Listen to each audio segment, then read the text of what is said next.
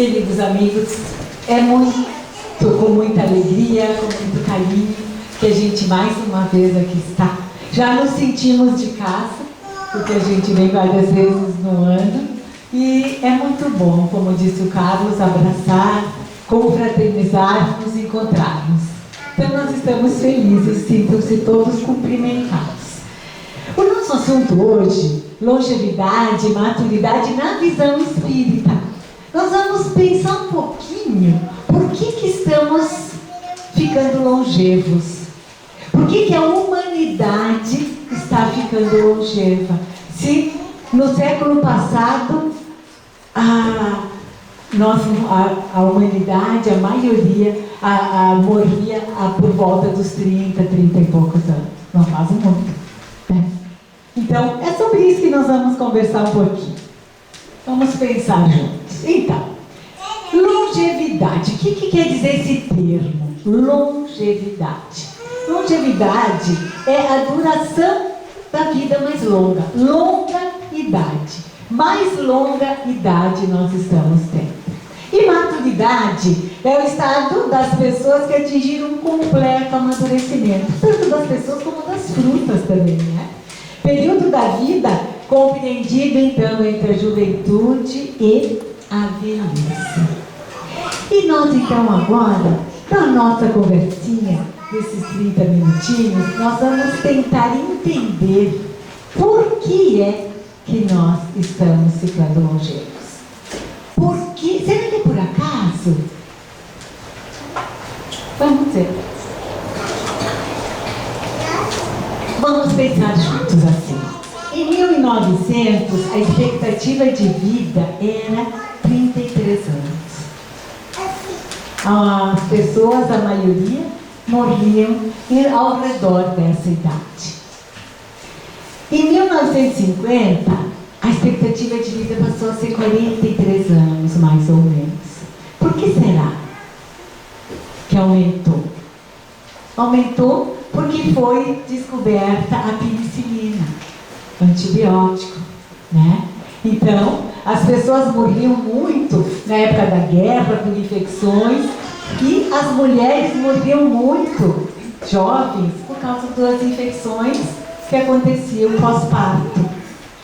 Então, como não havia antibiótico, como não havia medicação, uma infecção levava à morte. Então, por isso vivíamos naquela época menos do que vivemos hoje. Em 2019, que nós olhamos ainda o ano passado, a expectativa de vida é mais de 73 anos. Por quê? Na parte física que isso acontece? Porque aumentou a nossa longevidade? Porque existem as vacinas, existem as medicações, existem os exames sofisticados, onde as doenças são diagnosticadas precocemente, dá para ser tratada, existe toda a medicação. Nós temos conhecimento agora do prejuízo que o fumo causa, do prejuízo que o álcool causa, do prejuízo que as drogas causam. Então, a gente vai tirando isso da nossa vida, sabendo os prejuízos que isso acarreta, né? Então, essa é a parte física. E a parte espiritual? Por que será que estamos vivendo mais? Por que Deus está permitindo uma longevidade na humanidade? Para que aproveitemos esse tempo para sermos pessoas melhores. Para que aproveitemos a nossa encarnação. Cada encarnação que nós damos um crescimento espiritual.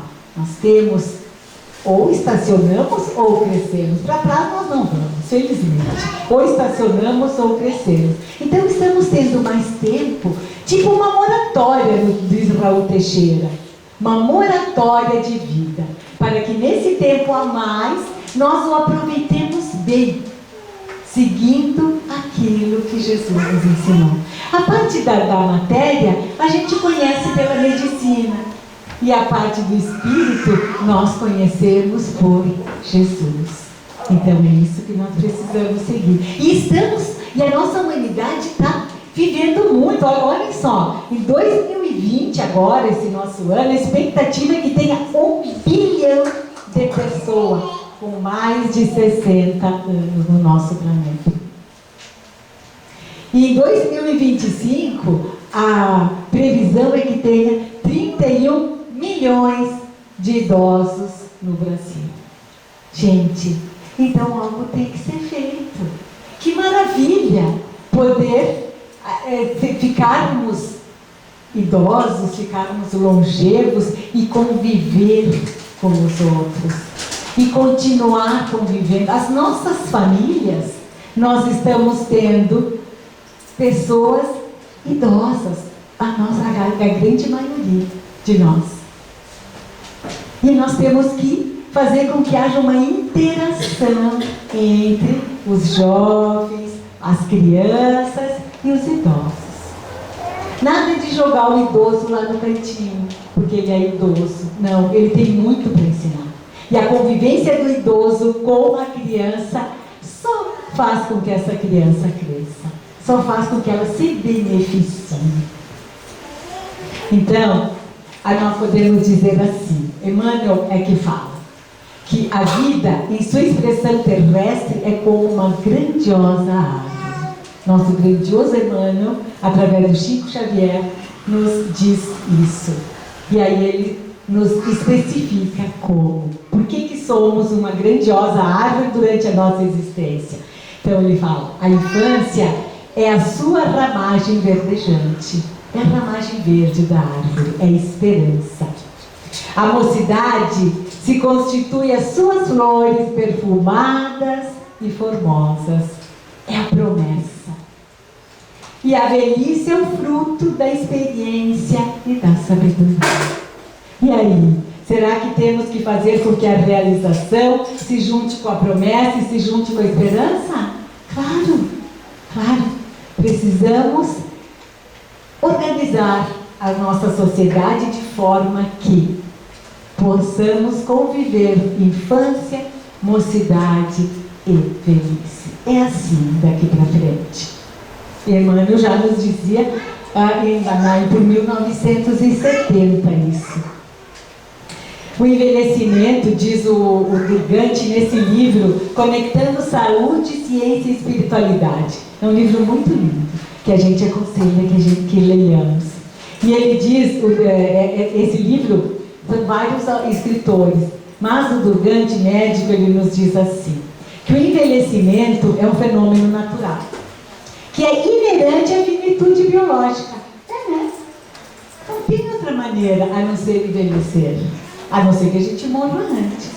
Mas se nós continuarmos aqui nessa existência, nós vamos envelhecer. Então ele diz que é inerente, não tem outra forma, nós vamos envelhecer.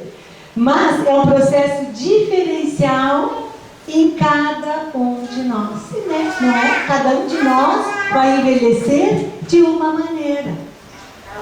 Depende da nossa estrutura, depende da genética, depende de vários fatores.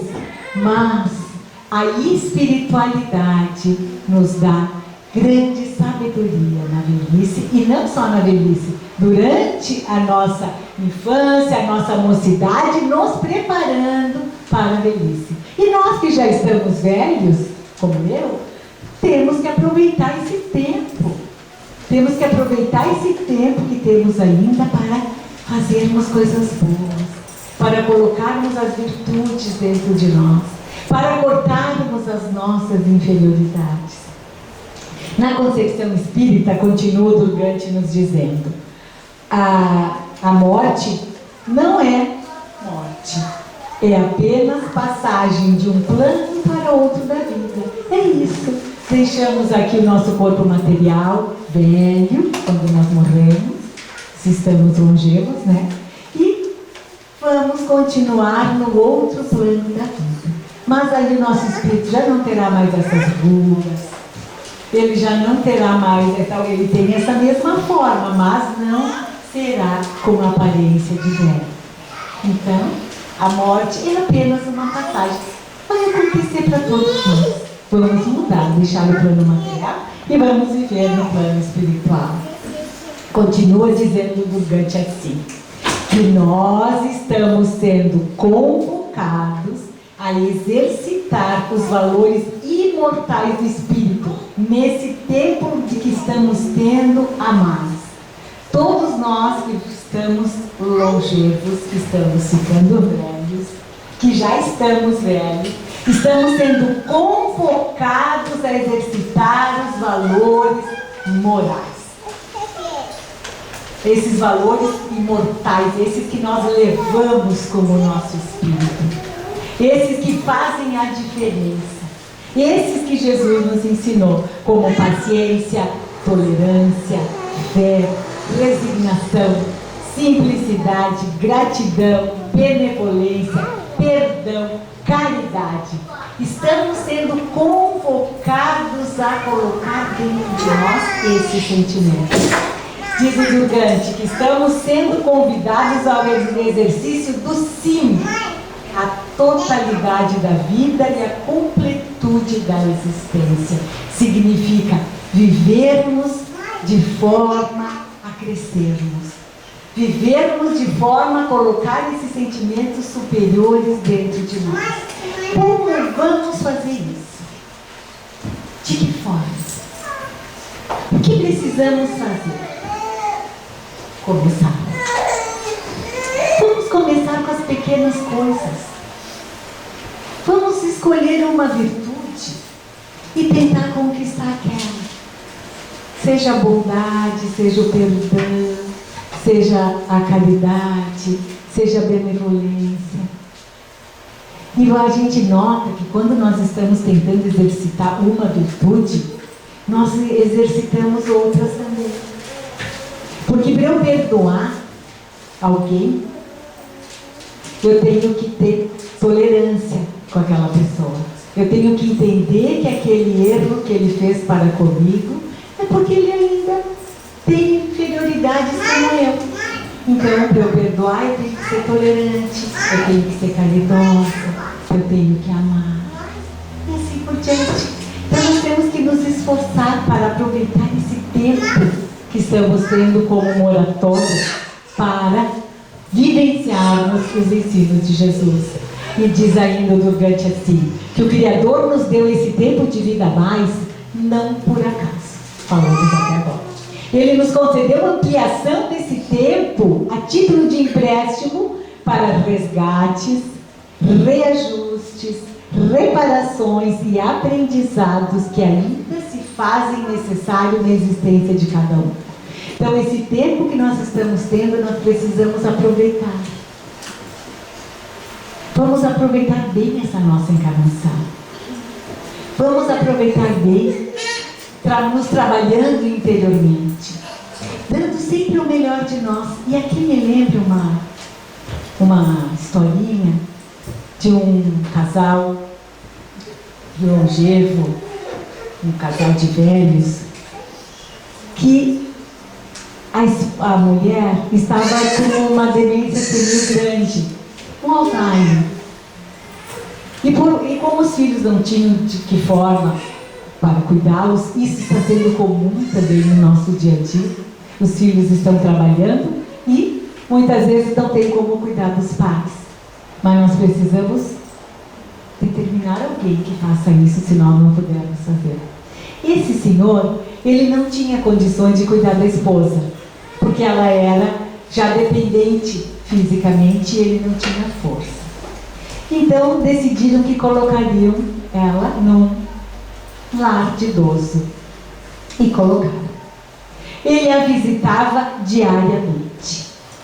Ele fazia por ela aquilo que ele achava que precisava fazer. Diariamente ele ia ver e ficava com ela. Encontrou um dia um amigo no mercado que perguntou por ela como é que ela estava. E ele disse que ela estava num lar de idosos. Aí o amigo perguntou, e tu a visitas? E ele respondeu que sim, diariamente. E o amigo disse, e ela te conhece? Não. Ela não sabe quem eu sou. E assim mesmo tu vais? Se ela não sabe quem tu és, por que tu vais diariamente? Aí ele respondeu: ela não sabe quem eu sou, mas eu sei quem ela é. O que é isso, queridos? O que é isso? Ele já estava desenvolvendo o amor. Não importava se ela não sabia quem ele era, se ela não o reconhecia em matéria, mas ele sabia que em espírito sim. Então ele a visitava, continuando a desenvolver o amor. Então vejam como nós conseguimos também. Não são só os outros que conseguem essa modificação interior. Nós também conseguimos, se nós assim o quisermos, se nós assim nos esforçarmos. E uma pesquisa que está nesse livro espírita, Colheita, me fugiu o nome dele, Um Tempo de Colheita, ele conta aqui uma história que eu convido vocês a procurarem no YouTube, que vai, aí tem bem direitinho a história. É assim, ó, o que nos mantém saudáveis e felizes durante a nossa vida? Se a gente faz essa pergunta no Google, entra com esse vídeo, que ele conta toda essa pesquisa. Porque essa pesquisa começou em mais ou menos em 1932. Ele começou, e ela continua até hoje. É uma das únicas pesquisas que não terminaram. Ela continua. Hoje eles já estão analisando os filhos das pessoas. Então, como é que foi mais ou menos, eu vou falar por alto, mas vocês olhem que é muito legal. O pesquisador o Robert, da Universidade de Harvard, nos Estados Unidos, ele se perguntava o que deixava as pessoas saudáveis e felizes. O que era? O que as pessoas precisavam para ser saudáveis e felizes? Essa pergunta ele se fazia. E ele resolveu fazer uma pesquisa baseada nisso. Então ele pensou na época, pegou 700 homens, 350 da Universidade de Harvard e 350 da periferia de Boston. Então ele pegou de classes sociais diferentes. E foi pesquisando, e foi fazendo perguntas para essas pessoas. As mesmas perguntas para todos, com orientação médica, era também feito exames neles, para pesquisas perfeitas em todos eles. Uns deles terminaram a faculdade e foram para a Segunda Guerra, outros conseguiram seu trabalho, outros foram nas mais diversas profissões que existem, e um deles foi presidente dos Estados Unidos. A gente não sabe qual é, a pesquisa não diz. Então, feita toda essa pesquisa, com um calhamaço, milhares e milhares de páginas, depois de analisada essa pesquisa, ele chegou à conclusão que o que torna as pessoas felizes não é dinheiro, não é posição social, não é status. O que torna as pessoas felizes e saudáveis é saber que pode contar com alguém. É saber que nós temos alguém que nós podemos contar. Alguém que nos cuide se nós precisarmos. Que nós temos um verdadeiro amigo. Que nós temos um familiar que nos ama. Isso é o que torna as pessoas verdadeiramente felizes e saudáveis. Essa pesquisa agora está sendo feita nos filhos, como nós já falamos. Então ela continua para ver se há comprovação realmente disso, de que o que nos torna felizes é saber que somos cuidados. Mas os amigos virtuais que não têm a mesma importância não. São amigos presentes. Então ele fala ainda mais. Esse livro também é muito bom da gente ler, Um Tempo de Colheita. Não sei se vocês têm, mas ele é muito bom. Então, continua dizendo a importância, o que nós precisamos para ter vidas saudáveis e felizes. Ter alguém com quem se pode contar. Ter um projeto de vida, ter objetivos. Nós temos que ter objetivo. Não dá para nós ficarmos velhos e ficar dentro de casa sem ter um objetivo, se nós temos vitalidade, se nós temos saúde. Vamos trabalhar no bem. Vamos em qualquer lugar, vamos num hospital, vamos num asilo, vamos num orfanato, vamos no centro espírita, vamos criar um grupo do idoso no centro espírita. Vamos nos ocupar. Nós precisamos ter objetivos, seja qual for. Cuidar do neto, cuidar do vizinho, o que for. Mas nós precisamos ter um objetivo. Ter razões saudáveis de apreciar a vida e descarregar as tensões do nosso dia a dia. Então nós temos que saber dar uma caminhada, olhar um jardim, apreciar a natureza, as benesses que Deus nos deu, que está ao nosso redor, essas árvores lindas que nós temos florindo agora. Ter fé e dedicação a princípios morais, seja qual for a nossa fé. Mas é importante que tenhamos uma fé. Não importa qual, mas que nós tenhamos uma fé. Não uma fé cega. Eu vou crer no Espiritismo porque o fulano crê o Beltrano. Não. Nós temos que entender por que nós estamos gostando da doutrina espírita. Por que nós estamos gostando do catolicismo? Por que nós estamos gostando do evangelho? Seja lá o que for. Mas nós temos que entender. Não é simplesmente crer porque os outros creem. Nós temos que buscar explicação. E nós temos, no Evangelho segundo o Espiritismo, explicação para tudo, o Livro dos Espíritos, principalmente. Conviver com aqueles a quem nós confiamos, a nossa família. Não vamos fugir da nossa família. Nós não estamos aí por acaso. Nós estamos naquela família porque nós escolhemos. E eles nos acolheram. Então vamos confraternizar com esses familiares. Eles nos amam. Apesar de, muitas vezes, termos tantas dificuldades, né? Com alguns familiares. Ter amigos e ser amigo. Precisamos ter amigo e ser amigo. Mas ser amigo, porque assim no sentido, não nos queixarmos, não ficarmos sempre contando tristeza. Nós temos que, as pessoas têm que gostar de ficar conosco. Mas se nós somos aquelas pessoas que estão sempre se queixando, agora é calor, nós nos queixamos realmente, né? Mas muitas vezes até para ter assunto. Mas muitas vezes nós somos poliqueixosos, só nos queixamos. Ninguém fica conosco daí. E as pessoas fogem da gente. Então vamos cuidar daquilo que nós falamos, fazer atividade física. Isso a gente sabe não pelo espiritismo, né? Mas pela medicina, pela educação física, ter uma alimentação saudável também faz parte. Redescobrir a alegria de viver, mesmo diante de limitações da idade. Temos determinadas limitações? Temos. Bom, isso não dá mais para fazer, mas eu vou fazer outra coisa. Então nós temos que nos aceitar idosos, que ali a gente vai ser feliz. Superar a solidão, sendo solidário. O Richard Simonetti, o escritor espírita, ele nos dizia que só é solitário quem não é solidário. A pessoa solidária jamais será solitária. Porque ela vai em busca, né? Vai em busca de pessoas para poder ajudar, para poder fazer o bem. Então dizia já Confúcio antes de Cristo: saibas bem viver e saberás bem morrer.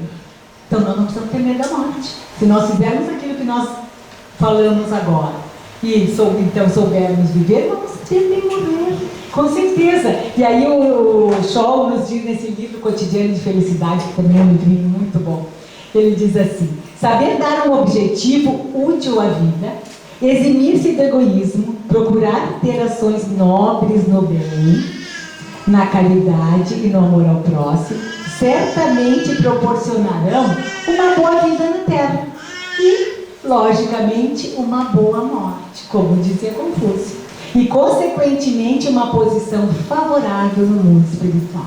Então, se nós temos uma vida boa no sentido de ajudar as pessoas, de tentar nos modificar, de colocar virtudes dentro de nós, de seguirmos Jesus, nós não precisamos temer a morte. Nós vamos ter ajuda no momento da nossa morte. Todos temos, basta que aceitemos. Nós temos que aceitar ajuda. Então não vamos temer a morte. E no lado de lá, no mundo espiritual, se nós tivermos uma vida pautada no bem, nós vamos ter uma vida boa também. Então não precisamos ficar com medo de morrer, não. Esse dia vai chegar para todos nós. E conforme nós vivemos, nós vamos morrer. Bem viver para bem morrer. Rapidamente agora, estamos em cima da hora, né, cara? O corpo doente é um reflexo da alma enferma. E para atingir a verdadeira cura, deve-se buscar o melhor terapeuta e a melhor terapia. Então, o que nós vamos fazer? Buscar Jesus e o seu Evangelho. Sempre. Não só na velhice. Sempre. Jesus e o seu Evangelho. Sempre. Então, práticas para favorecer essa terapia curadora, que é esse nosso maior psicoterapeuta que existe, né? É Jesus. Então, cultivar a bondade. Ter consciência reta. Fazer o que é certo. Porque se a gente tem atitude errada, depois vem a culpa, vem o remorso. São sentimentos muito ruins, que nos atrapalham, que fazem com que adoeçamos. Então, tentemos viver de forma a não ter culpas. E se a gente erra, que nós todos erramos, não vamos ficar nos culpando e revivendo aquele momento. Se erramos, estamos aqui para isso. O que é o erro? É uma experiência que não deu certo. Então vamos tentar fazer de novo aquela experiência e acertar. Sem nos ficarmos nos culpando, porque a culpa é um sentimento que faz com que adoeçamos. Promovendo estudos e leituras edificantes. Então vamos procurar ler obras boas, que nos vão trazer benefício, que vão nos ensinar. Praticar a caridade nas mais diversas formas. Porque caridade não é só material, né? A caridade principalmente a moral. O que é a caridade moral? Essa nós podemos fazer todos. Se a gente não pode fazer a caridade material, nós podemos fazer a moral, que é o perdão, que é a paciência com os outros, que é a tolerância, que é o não julgar. Isso é caridade. Exercer a tolerância, a compreensão e o perdão é ser caridoso. Manter pensamentos elevados e disciplina mental. Não nos deixar tomar por pensamentos ruins, por pensamentos negativos, por pessimismo. Não vai nos levar a nada. Vamos tentar sempre pensar coisas boas, trocar o pensamento ruim pelo bom, pensar em flores quando vem aqueles pensamentos negativos, pensar, tomar aquilo que cada um gosta. Adotar a oração sincera como rotina. Isso nós não podemos deixar. Oração de manhã, oração de noite, no mínimo. Mas nós podemos orar qualquer hora do dia, né? Estamos na fila do banco, em vez de nos irritarmos, vamos fazer uma oração. Vamos pedir ajuda a Deus, vamos agradecer. Então a gente pode orar a qualquer momento. Buscar no autoconhecimento as informações necessárias para a nossa reforma íntima. É saber aonde estão os nossos defeitos, né? Para poder mudar. Porque eu só vou conseguir mudar para melhor se eu souber o que eu preciso mudar.